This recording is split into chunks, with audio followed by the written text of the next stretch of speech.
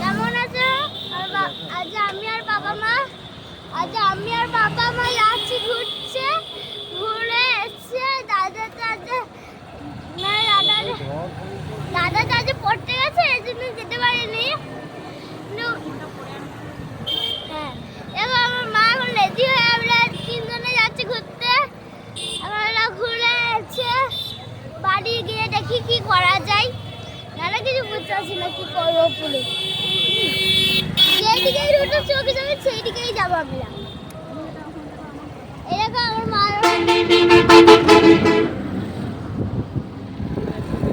আমরা সবাই মিলে ঘুরতে বেরিয়ে